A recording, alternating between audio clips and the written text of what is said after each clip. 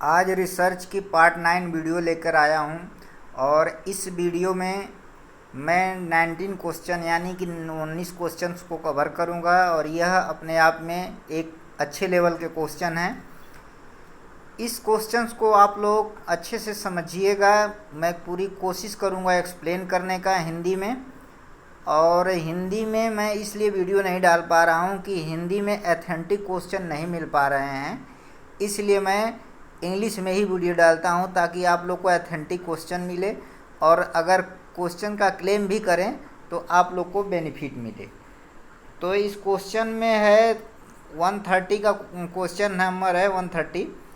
ए score card यानी कि एक score card the one used in research in some respect is similar to, यानी कहा है कि एक स्कोर कार्ड रिसर्च में यूज होता है और वह किसके रिस्पेक्ट में बराबर होता है, सिमिलर होता है।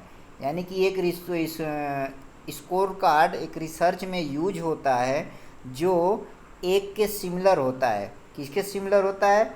क्वेश्चन नंबर 130 का option number A check list, A check list, उसके बाद बी है रेटिंग स्केल, सी है both check list and rating scale, और डी है neither check list nor rating scale. Check list का मतलब होता है कि आप किसी चीज़ का जब एक सूची बना के रखते हैं, आइटम का सूची बना के रखते हैं तो उसको चेक लिस्ट बोलते हैं। रेटिंग स्केल होती है जब किसी चीज़ को रेटिंग देते हैं, उसको मार्क करते हैं। तो इसमें 130 का ऑप्शन नंबर सी सही है, यानी कि स्कोर कार्ड के रूप में एक रिसर्च में वो चेक लिस्ट और रेटिंग स्केल दोनों ही यूज होती है और दोनों ही सिमिलर होती है।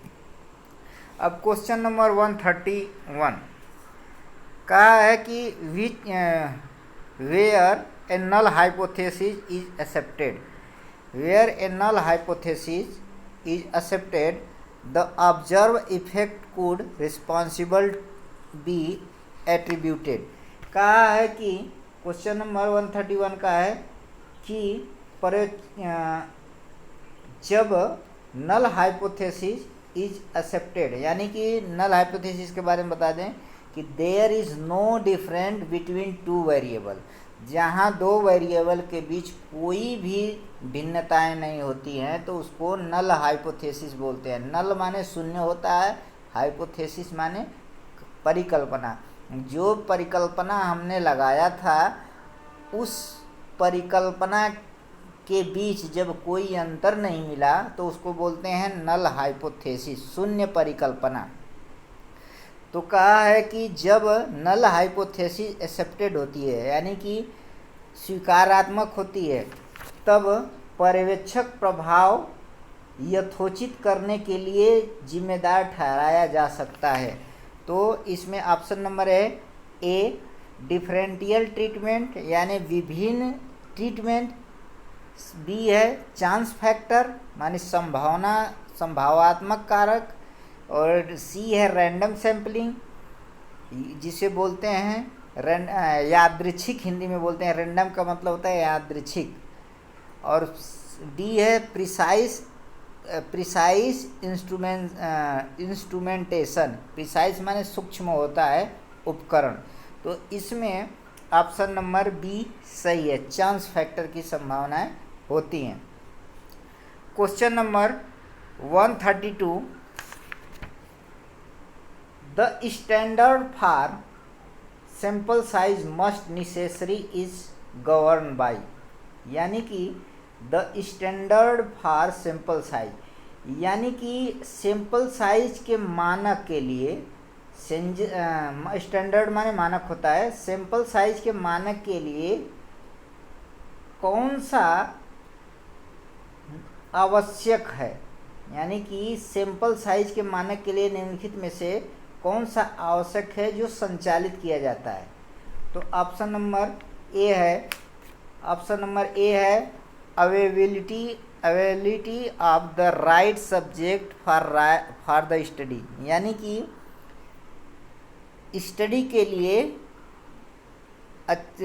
ठीक सब्जेक्ट का उपलब्धता और बी है willingness of the subjects to participate in the experiment, यानी कि एक्सपेरिमेंट में सब्जेक्ट के पार्टिसिपेशन की इच्छा। और सी है purpose and requirement of the study, यानी कि स्टडी की रिक्वायरमेंट और उद्देश्य। और डी है stabilise procedure of sample selection, यानी कि सैंपल सिलेक्शन की प्रक्रिया का निर्माण। तो इसमें ऑप्शन नंबर सी सही है। क्वेश्चन नंबर 133 है। 133 में है कि when details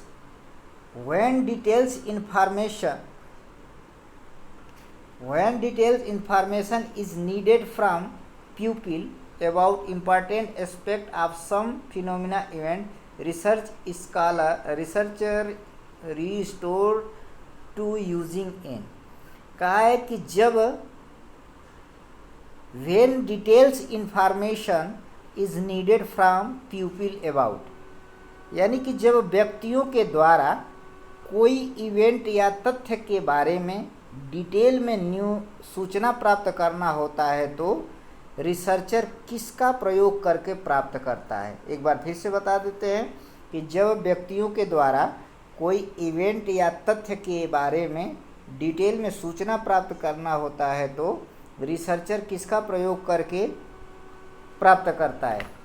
तो इसमें ऑप्शन नंबर ए सही है, क्वेश्चनायर, और बी है स्कोर कार्ड, और सी है इन्वेंट्री, और डी है इंटरव्यू। तो इसमें ऑप्शन नंबर 133 का डी सही है। 133 का डी सही है, इंटरव्यू। अब इसके बारे में थोड़ा हम बता दें, जो क्वेश्चनायर होता है, क्वेश्चनायर के बारे में बता दें कि क्वेश्चन नंबर ऑफ क्वेश्चन की सीरीज होती है। एक कंटेंट होता है जिसको क्वेश्चनायर को पढ़ के प्यूपिल व्यक्ति अपना राय देता है, यस या नो में, एग्री या डिसएग्री में। इन्वेंट्री का मतलब होता है विस्तृत सूची। क्वेश्चन नंबर 134 है clinical interview is use as a research technique mostly by, यानी कि कहा है कि क्लिनिकल जो डॉक्टरी मेडिकल लाइन में यूज होती है, clinical interview is use A research technique mostly, यानी कि जो क्लिनिकल इंटरव्यू होता है वो मोस्टली किस में यूज होता है और रिसर्च की टेक्निक है। तो ये इसको कौन यूज करता है, किसके द्वारा मोस्टली यूज किया जाता है क्लिनिकल इंटरव्यू। तो इसमें है ऑप्शन नंबर ए एजुकेशनिस्ट यानी शिक्षा शास्त्री, बी है मीडिया पर्सन, सी है स्पोर्ट्स मेडिसिन डॉक्टर, और डी है साइकोलॉजिस्ट। तो जो क्लिनिकल इंटरव्यू होता है एक रिसर्च की टेक्निक है, वो साइकोलॉजिस्ट के द्वारा यूज की जाती है। Question number 135 schedule is a name usually applied to a set of, यानी कि शेड्यूल एक नेम है, यूजली एक नाम है जो एक अप्लाई किया जाता है, सेट अप्लाई किया जाता है। किसका?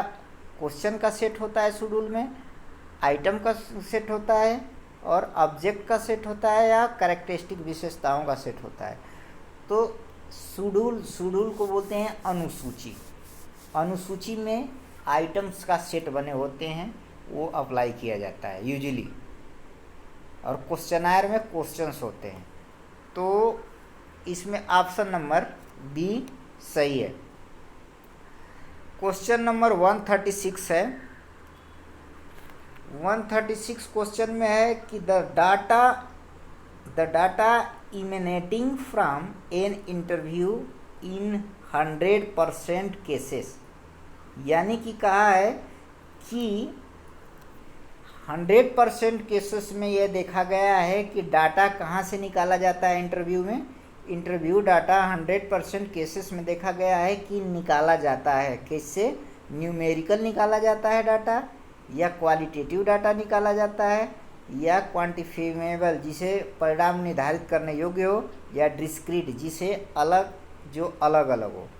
यानी कि न्यूमेरिकल, क्वालिटेटिव यानी गुणात्मक, सी है क्वांटिफिएबल माने परिणाम निर्धारित करने योग्य, और डिस्क्रीट का मतलब होता है कंप्लीट, पूर्ण नंबर। तो इसमें मोस्टली 100% देखा गया इंटरव्यू में क्वालिटेटिव डाटा इकट्ठा किया जाता है, उनके गुणों को देखा जाता है। क्वेश्चन नंबर 137 है कि in comparison to a questionnaire as an instrument of research, a schedule of question used in interview। यानी कि कहा है कि क्वेश्चनायर की तुलना में देखा जाए, यानी कि in comparison to a questionnaire as an instrument of research, यानी तुलनात्मक रूप से देखा जाए तो क्वेश्चनायर जो है रिसर्च का एक इंस्ट्रूमेंट है, उपकरण है, और एक schedule of question use interview, यानी कि क्वेश्चन में इंटरव्यू में क्वेश्चन की अनुसूची यूज की जाती है। क्या मोर फ्लेक्सिबल होता है जो अनुसूची यूज की जाती है, ज़्यादातर फ्लेक्सिबिलिटी होती है उसमें, या बी है लेस फ्लेक्सिबल होता है, सी है मोर रिजिड बहुत कठोर होता है, और पीयरलेस यानी कि बेजोड़ और लाजवाब होता है। तो शेड्यूल जो है क्वेश्चंस का शेड्यूल है इंटरव्यू में, वो ऑप्शन नंबर 20 ए सही है, यानी मोर फ्लेक्सिबल होता है, कहीं से भी पूछा जा सकता है तो उसको बोलते हैं मोर फ्लेक्सिबल। यानी जो क्वेश्चनायर होता है रिजिड होता है, लेकिन शेड्यूल अनुसूची मोर फ्लेक्सिबल होती है। क्वेश्चन नंबर 138 है। 138 की बात करते हैं कि when two or more variable in the same experiment, यानी कि जब दो या दो से अधिक वेरिएबल सेम एक्सपेरिमेंट में हैं, सेम एक्सपेरिमेंटल रिसर्च में हैं, दो या दो से अधिक वेरिएबल, तो ईच वेरिएबल हैव टू और मोर वेरिएंस, तो प्रत्येक वेरिएबल यानी कि ईच वेरिएबल हैव टू और मोर वेरिएंस, यानी एक या एक से अधिक वेरिएंस भिन्नताएं रखते हैं।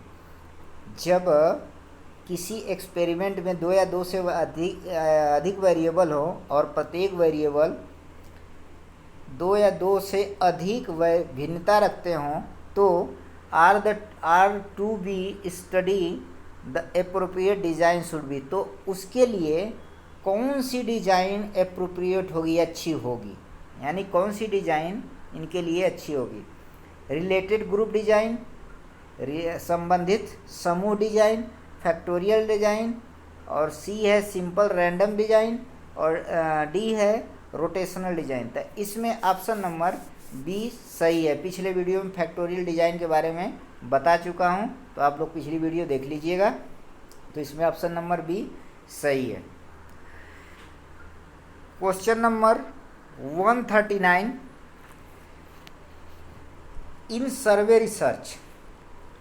सर्वे research which of the following is the most को effective way of data collection, यानी कि सर्वे रिसर्च में निम्नलिखित में से कौन सह प्रभावी मार्ग है डाटा कलेक्शन का। निम्नलिखित में से सर्वे रिसर्च में कौन सह प्रभावी है मार्ग है डाटा कलेक्शन का, सर्वे रिसर्च की बात किया है। तो ऑप्शन नंबर ए है फिजिकल टेस्टिंग, भौतिक परीक्षण, बी है इंटरव्यू, और सी है क्वेश्चनायर, और डी है पर्सनल इंटरेक्शन, यानी व्यक्तिगत पारस्परिक क्रिया। तो इसमें ऑप्शन नंबर सी क्वेश्चनायर जो है डाटा कलेक्शन करने का को इफेक्टिव मार्ग है। ऑप्शन नंबर सी सही है। अब क्वेश्चन नंबर 140 की बात करते हैं। क्वेश्चन नंबर 140 है,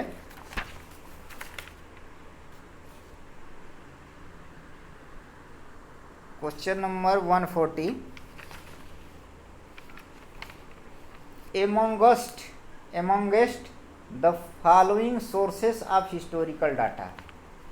Amongst the following sources of historical data, indicate the ones that secondary rather than more, rather and not primary. यानी कहा है कि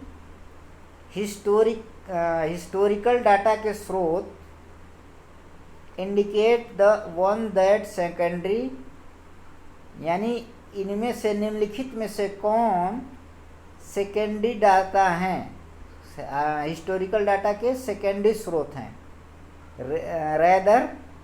रेदर एंड नॉट प्राइमरी, बल्कि वो प्राइमरी नहीं है। यानी निम्नलिखित में से कौन सा हिस्टोरिकल डाटा के प्राइमरी स्रोत हैं, सेकेंडरी स्रोत हैं, बल्कि वो प्राइमरी नहीं है।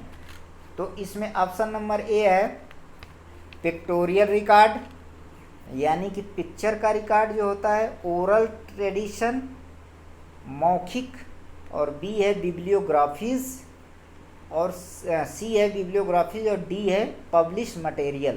तो इसमें ऑप्शन नंबर सी है बिब्लियोग्राफी एक सेकेंडरी सोर्सेस है, प्राइमरी सोर्सेस नहीं है। तो ऑप्शन नंबर सी सही है। Question number 141, the historical research scholar would not accept any data as fact until after intensively subjecting them to. यानी कहा है कि ऐतिहासिक रिसर्च स्कॉलर तथ्यों को किसी डाटा के रूप में स्वीकार नहीं कर लेता जब तक कि गहन अध्ययन न कर ले। एक बार फिर से बता देते हैं इसकी हिंदी, कि ऐतिहासिक रिसर्च स्कॉलर तथ्यों को किसी डाटा के रूप में तब तक स्वीकार नहीं कर लेता जब तक कि उसका गहन अध्ययन न कर ले। तो इसमें ऑप्शन नंबर ए है प्रोलॉन्ग ऑब्जर्वेशन, लंबे समय तक अवलोकन, और इस बी है स्टैटिकल ट्रीटमेंट, यानी कठोर सांख्यिकी ट्रीटमेंट, और सी है केमिकल एनालिसिस, यानी केमिकल रासायनिक विश्लेषण, और डी है एनालिटिकल क्रिटिसिज्म, यानी विश्लेषणात्मक आलोचना। तो इसमें ऑप्शन नंबर डी सही है, विश्लेषणात्मक यानी एनालिटिकल क्रिटिसिज्म। क्वेश्चन नंबर 142 है when research scholar from social sciences, when research scholar from social sciences wish to know what and how the general public feel about particular individual event या institution they make use of। इसमें कहा है कि जब कभी जब कोई researcher social science में व्यक्तियों की ओपिनियन पोल यानी फीलिंग जानना चाहता है, पर्टिकुलर किसी इंडिविजुअल के बारे में, इवेंट के बारे में और इंस्टीट्यूशन के बारे में, तो वह क्या यूज करता है। एक बार फिर से बता दे रहे हैं कि जब रिसर्च स्कॉलर सोशल साइंस में, सामाजिक विज्ञान में, जब व्यक्तियों की इच्छाओं को जानना चाहता है कि व्हाट और हाउ, मतलब क्या है, कैसे हैं, और उनकी जनरल फीलिंग को जानना चाहता है, अनुभव को, फीलिंग को जानना चाहता है किसी व्यक्तिगत के बारे में, इवेंट के बारे में, इंस्टीट्यूशन के बारे में, तो क्या यूज करता है। क्वेश्चन नंबर 142 का है ए ओपिनियर, बी है एग्जिट पोल, और सी है इंटरव्यू, और डी है इंटरेक्टिव मीटिंग, पारस्परिक मीटिंग। तो 142 का ऑप्शन नंबर ए सही है। ओपिनियन की बात जब किया है तो इसमें ओपिनियर बोलेंगे, तो ऑप्शन नंबर ए सही है। Question number 143 opinions express by people are closely related to their, यानी कि जो राय व्यक्तियों के द्वारा एक्सप्रेस की जाती है, प्रेजेंट की जाती है, दी जाती है, वह क्लोजली यानी नज़दीकी मामला में संबंधित है। किससे संबंधित है? ऑप्शन नंबर ए है सोशल कल्चर बैकग्राउंड, सामाजिक सांस्कृतिक बैकग्राउंड। बी है फीलिंग बेस्ड ऑन एक्सपीरियंस, अनुभव के आधार पर फीलिंग। और सी है जनरल एटीट्यूड टुवर्ड्स लाइफ, यानी सामान्य मनोवृत्ति लाइफ के तरफ। और डी है ऑन गोइंग सोशल इंटरेक्शन। तो इसमें 143 का ऑप्शन नंबर बी सही है। जब ओपिनियन की बात करते हैं, एक्सप्रेस करता है पीपल, तो ओके क्लोजली रिलेटेड होती है उसकी फीलिंग बेस पे, एक्सपीरियंस बेस पे। क्वेश्चन नंबर 144 है, 144 में है a form of questionnaire use in psychology research is attitude scale which assess people. यानी कहा है कि a form of questionnaire use in psychology research, ये क्वेश्चनायर का फॉर्म रूपरेखा जो साइकोलॉजी रिसर्च में यूज होती है, इज एटीट्यूड स्केल, यह एक एटीट्यूड स्केल होती है और वह व्यक्तियों का क्या मेजर करती है, क्या मूल्यांकन करती है, एसेस करती है। तो इसमें ऑप्शन नंबर ए है फीलिंग, फीलिंग माने अनुभव, फीलिंग। और बी है इंटरेस्ट रुचि, और सी है बिलीफ्स, और डी है थॉट कंटेंट्स, यानी जो सोच रहे हैं उनकी सूची। तो ऑप्शन नंबर इसमें 144 का है, 144 का सी सही है, यानी बिलीफ, विश्वास, माइंडसेट। तो ऑप्शन नंबर सी सही है। अब क्वेश्चन नंबर 145 है कि इन एक क्वेश्चनायर, यानी क्वेश्चनायर का मतलब एटीट्यूड स्केल, इन एक क्वेश्चनायर, एक क्वेश्चनायर में थर्स्टन या लिकर्ट टेक्निक, थर्स्टन एक नाम है, एक लिकर्ट, ये दोनों साइकोलॉजिस्ट थे।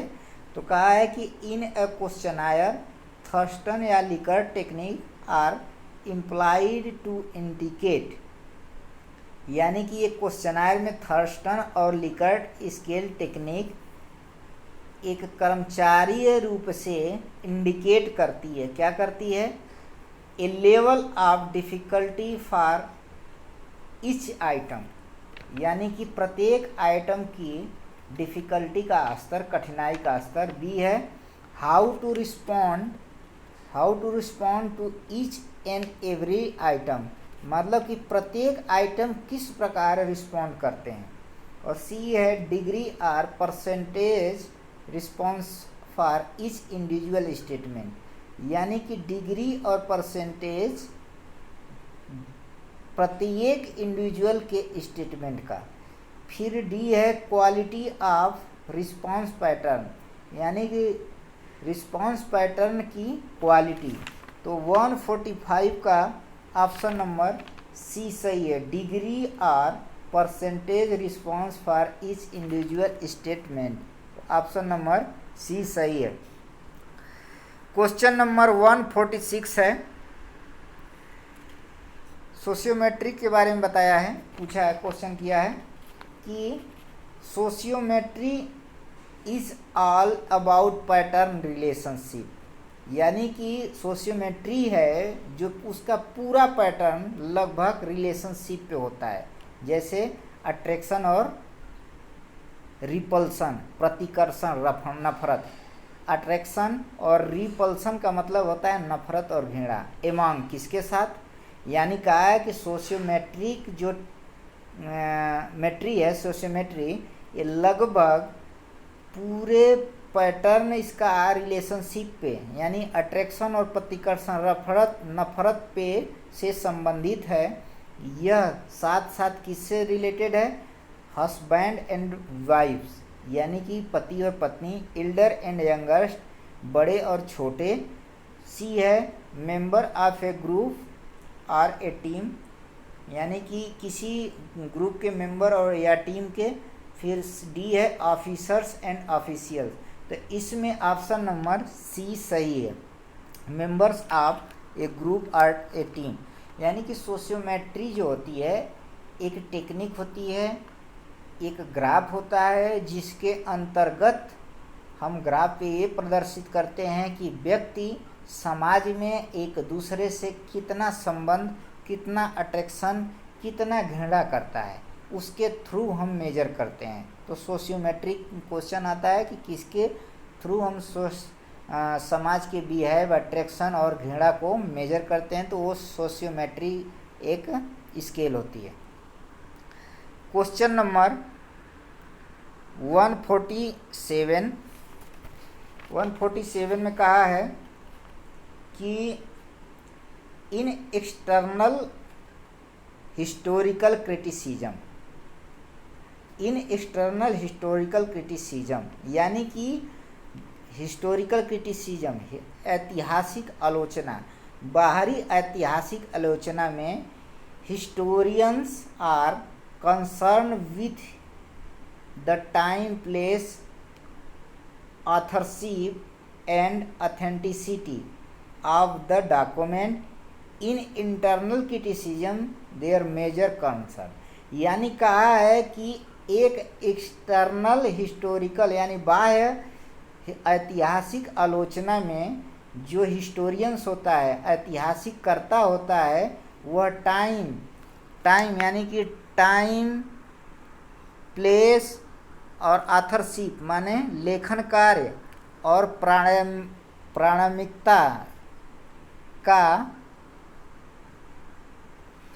प्रामाणिकता के बारे में, डॉक्यूमेंट के बारे में सोच विचार करता है। लेकिन इन इंटरनल क्रिटिसिज्म में, लेकिन आंतरिक आलोचना में वह मुख्य रूप से किस पे विचार करता है? ऑप्शन नंबर ए है language and historicity of the document, यानी कि डॉक्यूमेंट की ऐतिहासिकता और भाषा। और बी है meaning and accuracy of the statement in document, यानी कि जो डॉक्यूमेंट है उसकी एक्यूरेसी और अर्थ और कथन के बारे में। और सी है authenticity of documents writing style and script, यानी कि डॉक्यूमेंट की राइटिंग स्टाइल, लेखन शैली की प्रामाणिकता। और डी है explain of technical term of or archaic word, यानी कि टेक्निकल टर्म का एक्सप्लेन करना और प्राचीन वर्डों का एक्सप्लेन करना। तो 147 का ऑप्शन नंबर बी सही है, यानी meaning and accuracy of the statement in the document, यानी कि इंटरनल क्रिटिसिज्म के अंतर्गत डॉक्यूमेंट के कथन, एक्यूरेसी और मीनिंग के बारे में सोच विचार किया जाता है। तो ऑप्शन नंबर बी सही है। क्वेश्चन नंबर 148 है और इस वीडियो का यह लास्ट क्वेश्चन है। 148 question number, a research scholar in philosophy derive general principle from. Derive का मतलब प्राप्त करना होता है। तो a research scholar in philosophy यानी एक रिसर्च स्कॉलर दर्शन में सामान्य सिद्धांतों को प्राप्त करता है, जनरल प्रिंसिपल फ्रॉम। एक रिसर्च स्कॉलर दर्शन में सामान्य सिद्धांतों को कहाँ से प्राप्त करता है? फ्रॉम माने से प्राप्त करता है।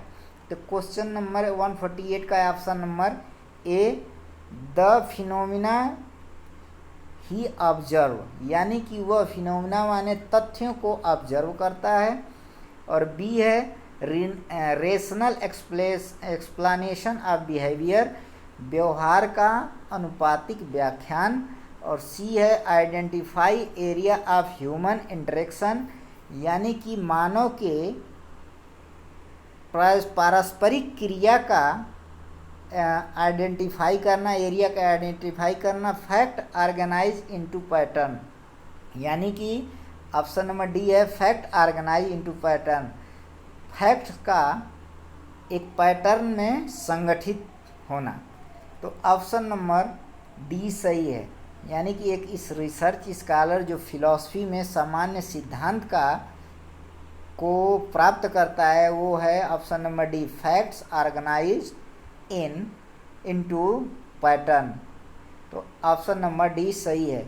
इस तरह मैं 20 क्वेश्चंस को कवर किया हूँ और यह क्वेश्चन आपके एग्ज़ाम के पॉइंट ऑफ व्यू से, नेट के एग्ज़ाम के पॉइंट ऑफ व्यू से बहुत अच्छे क्वेश्चन हैं।